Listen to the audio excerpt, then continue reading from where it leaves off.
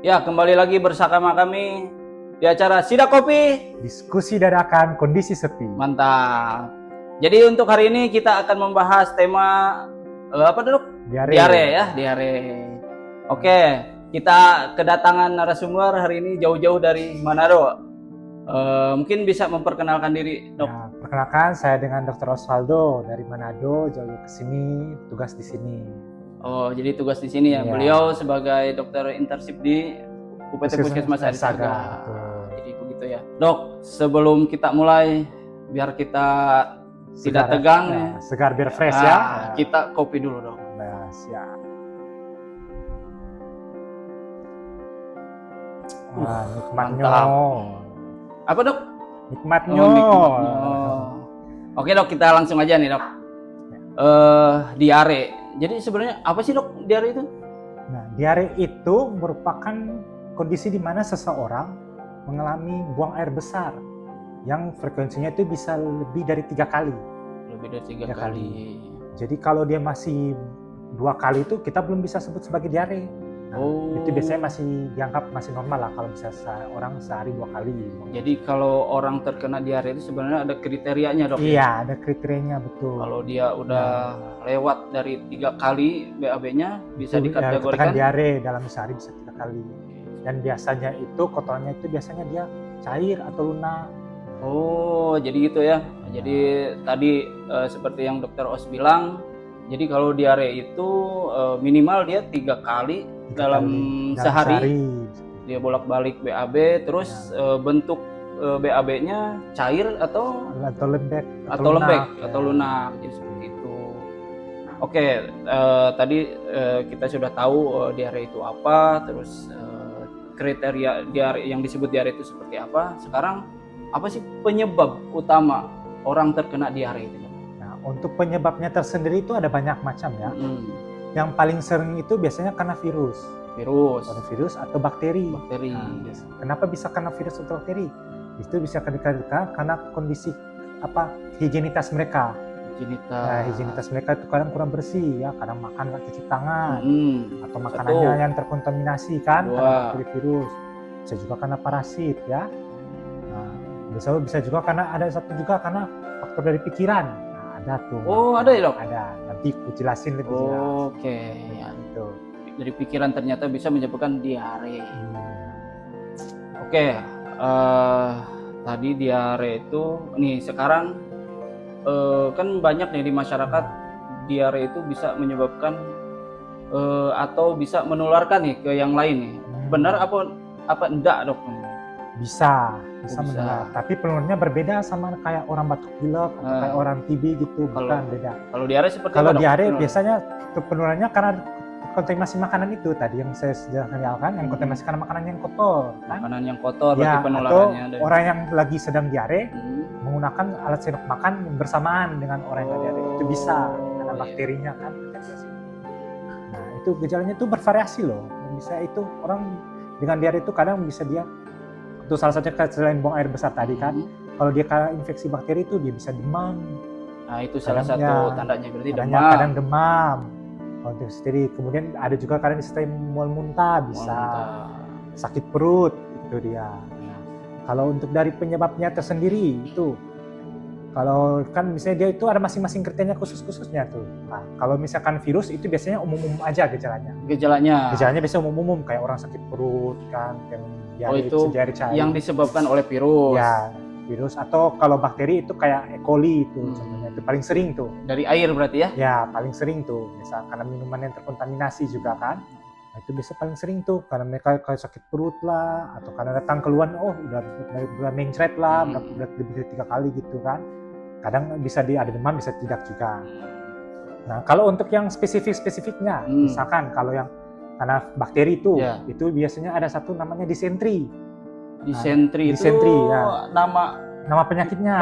Ya, nama penyakitnya itu disentri. Itu disebabkan karena bakteri Shigella. Nah, tanda khasnya itu kalau orang yang diare karena disentri itu kotorannya akan berdarah dan berlendir. Kalau dia berarti kalau sudah dikatakan disentri, dia tuh berarti diarenya parah atau gimana itu tuh? Kalau sampai berdarah-darah atau gimana itu? Untuk tingkat keparahannya sendiri itu tergantung dari udah berapa lama. Dari berapa lama dari sejak dia terinfeksi. Kalau misalkan baru 1-2 hari, selama anaknya belum lemas, belum lemas badan, belum ada tanda-tanda dehidrasi atau kekurangan cairan, biasanya masih aman ya. Masih bisa kita obati gejalanya aja. Ya, jadi itu tanda khasnya. Jadi karena pentingnya bagi orang tua kalau misalkan anaknya kena, itu penting orang tua untuk melihat kotorannya gimana. Oh, ya. Kalau dia sudah berlendir dan berdarah, berarti dia kemungkinan itu disentri ya, karena disentri itu. Nah, kalau untuk yang ada juga namanya kolera. Nah, penyakit kolera itu disebabkan karena bakteri Vibrio cholera. Itu tanda khasnya itu diarenya itu cairnya keluarnya banyak. Banyak keluarnya, baru kayak warnanya itu seperti kayak air cucian beras. Oh. Nah, jadi kalau bapak-bapak atau ibu-ibu yang suka masak nasi bisa tahu tuh warna air cucian beras gimana, betul, kan? Betul. Nah, itu berarti tandanya itu kolera loh itu. Nah, untuk kolera itu termasuk dia berat loh itu. Karena kan keluar cairnya keluar banyak kan cairnya tadi. Jadi cairan dalam tubuh itu dia keluarnya banyak. Karena keluarnya banyak sehingga menyebabkan seorang itu menjadi kekurangan cairan dalam tubuh.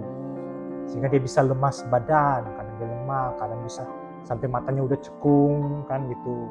Terus ketika coba konyak ini udah kembali lambat, itu tanda-tanda kurang cairannya, bisa sampai shock kalau parah. Berarti lebih bahaya yang disentri apa yang kolera berarti dok kalau orang? Lebih berbahaya yang kolera sebenarnya. Oh, yang kolera. Ya. Berarti itu udah lebih parah daripada karena yang pengeluaran cairnya lebih banyak. Lebih banyak, lebih intens. Iya, dia sekali buangannya banyak tuh pengeluaran cairannya. Lebih intens. Terus ada juga yang karena parasit. Nah, kalau parasit itu nama saja penyakit itu adalah giardiasis. Giardiasis itu tanda khasnya itu yaitu dia seperti berminyak kotorannya. Berminyak. Iya, dia berminyak. Itu dia juga bisa berat loh itu. Bisa berat juga, bisa sampai bikin dehidrasi juga kalau terlambat untuk diobati. Oh, begitu. Kita ini dok, kita kan tadi udah kebahas nih apa jenis-jenis bakterinya kan, tadi ada disentri, kolera, dan giardiasis. Nah, sekarang cara mengobatinya nih dok, yang paling mudah untuk penanganan ibu-ibu sama bapak-bapak nih di rumah nih. Penanganan pertama di rumah nih apa? Untuk penanganan pertamanya itu adalah oralit. Oralit itu ya. Makanya setiap bapak-bapak atau ibu-ibu yang di rumah tuh wajib harus menyediakan oralit. Harus sediakan oralit seperti orang menyediakan paracetamol kalau anaknya sering demam kan. Terus oralit karena diare itu paling sering loh di Indonesia, itu cukup sering diare itu. Karena apalagi terutama pada anak-anak. Nah, karena anak-anak kan daya tahan tubuhnya biasanya masih kurang. Jadi kan? Lebih rentan. Iya, lebih rentan, kurang. Baru kadang mereka masih belum tahu cara jaga kebersihan anak-anak. Beda sama orang dewasa kan, orang dewasa udah tahu kan. Tapi tidak menutup kemungkinan kalau orang dewasa juga bisa kena. Ya, jadi itu pentingnya oralit. Oralit itu fungsinya tapi oralit itu fungsinya bukan untuk menghentikan diarenya, bukan. Oh, bukan ya? Dia untuk mengganti cairannya yang hilang tadi, yang keluar tadi. Ya, karena kalau cairannya keluar tadi, orang bisa tadi kekurangan cairan kan, bisa shock tadi kan, kekurangan cairan gitu. Nah, jadi kayak pentingnya untuk oralit. Kalau untuk obatnya sendiri, nah untuk obat sendiri itu kalau pada orang dewasa itu diberikan anti diare. Contoh namanya apa itu Atapulgit biasanya kita kasih ya. Atapulgit biasanya kita kasih itu obat diare. Kalau pada anak-anak biasa kita berikan zinc. Kita berikan zinc. Itu beda tergantung usia juga ya. Kalau untuk anak, untuk yang pada bayi dia di bawah 6 bulan biasa kita kasih sekitar 10 mg per kilogram berat badan lah. Kalau untuk yang di atas 6 bulan itu kita kasih sekitar 20 mg. Tapi kalau bisa lah ke dokter ya, biar ini kan diresep oleh dokter ya. Betul. Kalau misalkan ada yang tanya, oh dok perlu nggak? Kan tadi katanya ada yang bakteri katanya gitu kan. Ada demam kan bisa perlu kah dikasih antibiotik gitu kan. Untuk antibiotik itu diberi untuk yang bakteri-bakteri tertentu itu diberi antibiotik, tapi tidak boleh sembarang. Kan sekarang antibiotik tidak boleh dibeli sembarang loh. Ingat ya Bapak Ibu, selalu ditekankan bahwa antibiotik tidak bisa dibeli sembarang. Harus dengan resep dokter. Nah, karena kenapa? Karena jika diminum sembarang nanti tidak kopi dadakan kondisi